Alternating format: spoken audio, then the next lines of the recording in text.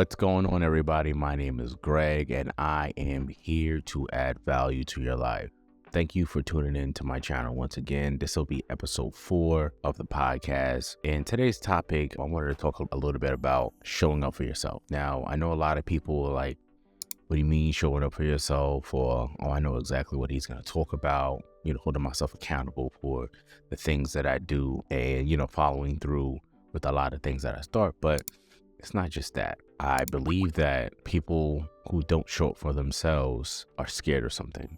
Now, if you work a 9 to 5, whatever shift that you work, 9 to 5, 3 to 11, whatever the case may be, but you work for someone else and you don't work for yourself, you tend to show up for work. When your boss says, I need you to be here at this time, you're there at that time. Whatever schedule that they give you, you're there for. You show up late, you might get written up. They might not even know that you come late, whatever the case may be, but you do show up. If a family member calls and says like, hey, can you come help me move this? Or I need help. Can you take me to my doctor's appointment? Can you take me to the grocery store? Whatever the case may be, you show up. But when it's time to put in work for yourself, you fall short. Why is that? Why is it that you fall short for yourself, but for everyone else you can show up for? And I really sat here and I thought about it. All the times that I didn't show up for myself, why is it that I didn't do that? And there were several reasons. One of the main reasons that I figured out as to why I didn't show up for myself was I was scared. Now,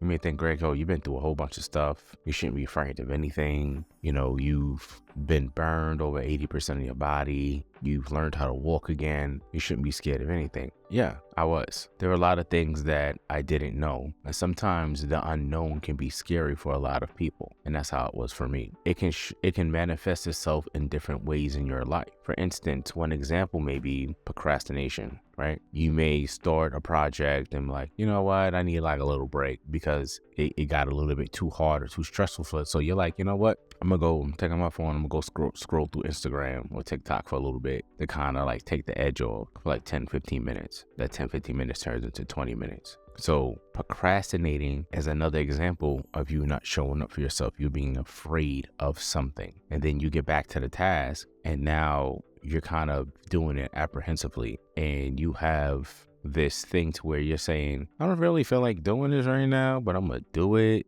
It's just like, why not give it your all and just get it done? So I found myself doing that a lot as well, with procrastinating with getting tasks done. And in order to be successful in whatever you're trying to do, you can't procrastinate. Procrastination will kill everything and waste time, and time is more precious to me than money. So another thing that people may do, and I've done myself as well, is you start a project and you don't finish it. So starting a project meaning you could have started a business and you got through the creating the LLC and you get your EIN number, you have an idea, you go get a logo made, you're putting it on a t-shirt and you're doing all that other stuff. You set up your, let's say, a Shopify store and you're selling face creams or whatever the case may be.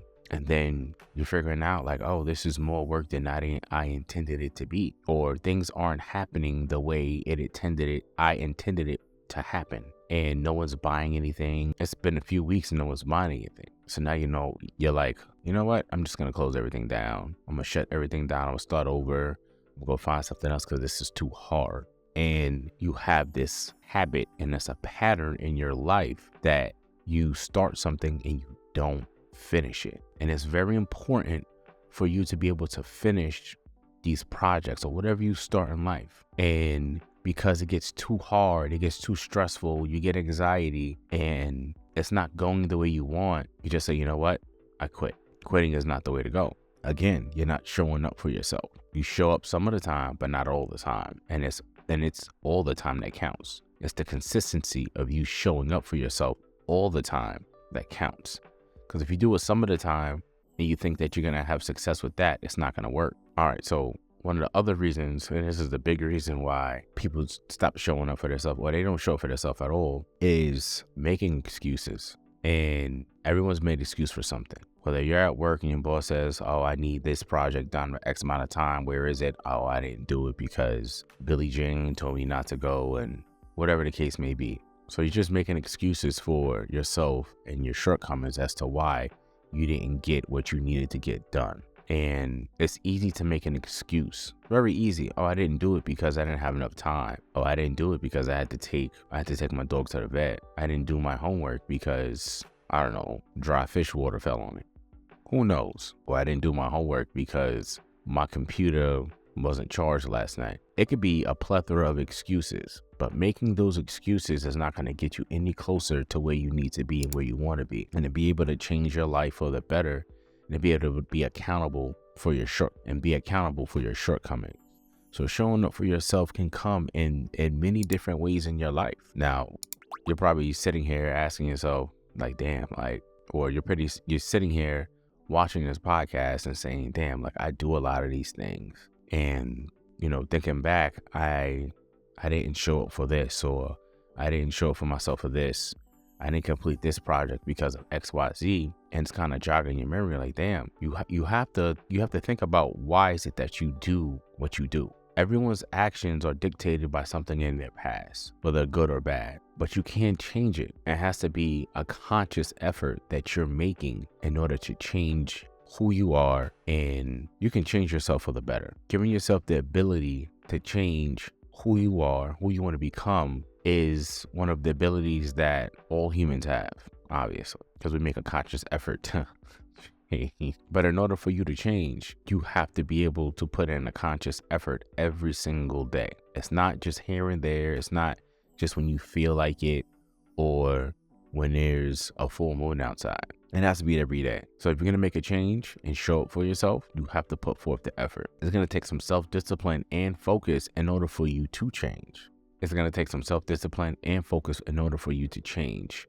So from my experience, what I did is that I put my foot on the gas and I just went. There was no ifs, ands, or buts or excuses. I wanted to see change in my life. So I took the steps that I needed to make those changes. And I just put my foot on the gas and I kept it going. Every morning I get up at 4 o'clock and I do my morning routine because I wanted to make a change in my life, and I needed more time to do those things in order for me to show up for myself, to respect my time, in order to build the business properly. That's when I have the most quiet time, is in the morning. So I get up every morning and I do what I need to do in order to build my life that I want, my brand, to help support my family. And I'm not saying that you have to get up at 4 o'clock every morning to go and do this, but if you want to be able to be successful and put forth the effort to change your life, then I would suggest maybe getting up maybe an hour before you usually get up and take some time to maybe read, meditate for a few minutes,